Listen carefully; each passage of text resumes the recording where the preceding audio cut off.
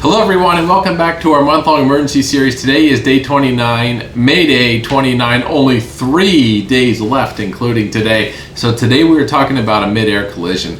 So out of any emergency, I would say this is the one that I'm most worried about. I think after you've been flying little airplanes for a while, you just begin to realize that no matter how much you are doing things right, potentially there's someone out there that can just be acting, carelessly, and is kind of a risk to everyone else flying.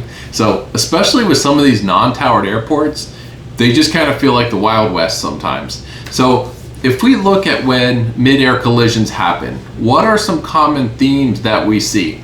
Well, as you can imagine, mid-air collisions are most likely to happen when the most amount of people are out flying, right? So most mid-air collisions occur during daylight hours, on weekends, in VFR conditions, at or near uncontrolled airports, and at or below 1,000 feet AGL. So pretty much nice weekend days in the area of uncontrolled fields. Now when we think about a mid-air collision, we think, oh boy, 2 airplanes colliding in the air, it's over. However, the fatality rate, interesting enough, of mid-air collisions is only around 50%. Now yes, I say only 50%. So 50% is high. No one wants those odds, but when you think about something like VFR to IMC being spatially disoriented and loss of control, that's almost a 90% fatality rate. So it really puts into perspective how dangerous VFR to IMC loss of control really is. So let's say you are in a mid-air collision, unfortunately. So what are your next steps? Well, I kept this topic for one of the last videos this month because when you're dealing with a mid-air collision, you're basically probably dealing with a combination of any number of previous videos which we've already covered this month, right? Assuming you can still control the aircraft, then it's like any other emergency, right? Fly the airplane, see what controllability you still have, and then land as soon as possible, right? If your nose hit another aircraft, likely your engine is dead. Now you're dealing with an engine out. Did the tail hit? Right? Now you may have some elevator or rudder unresponsiveness. Did your wings come together? Now you might have an aileron failure. Likely, and unfortunately, you probably will be dealing with a combination of those failures. So once you've determined how much controllability you have, then you want to get on the ground ASAP because you have a structurally compromised aircraft. And from the aircraft in flight, there's really no way of knowing the full extent of damage that you even have, right? Or you don't even know how long the aircraft will continue to fly. So one thing that's probably safe to assume is that the new shape of your aircraft will probably stall at a higher airspeed. So it's probably a good idea to maintain a slightly higher speed on approach as you come into land. So rather than concentrating on how to fly an aircraft after a mid-air collision, let's focus our efforts on to see what we can do to avoid mid-air collisions to begin with. So let's think back to how they occur, right?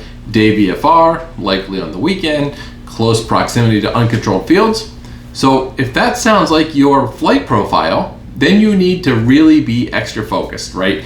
Even before you go flying, make sure you have a clean windshield.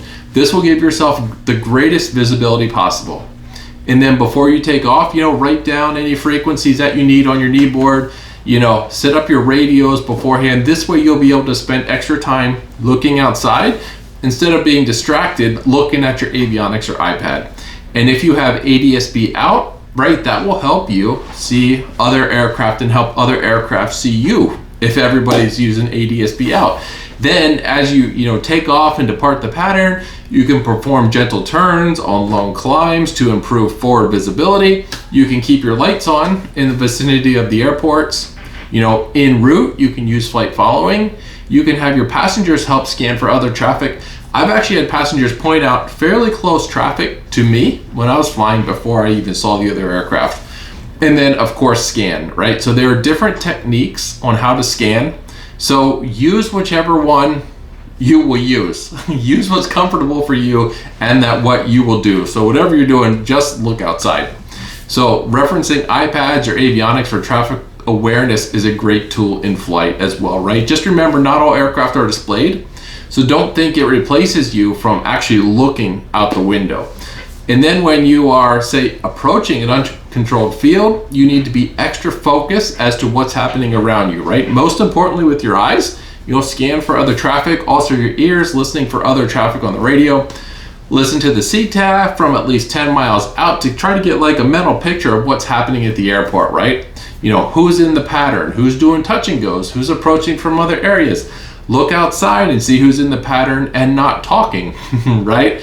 And if there's any ambiguity about who's doing what or who is where, you know, then throw the professional radio jargon out the window and just have a quick chat, you know, to the point to try to clear up any doubts that you have with other aircraft.